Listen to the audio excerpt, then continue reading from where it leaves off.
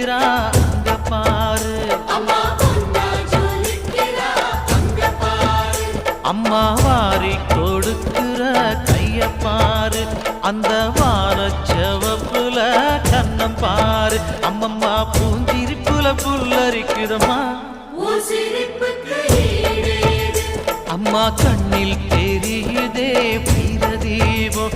அவ சங்கு கழுத்துதான் பவளமாகும். எங்க அம்மா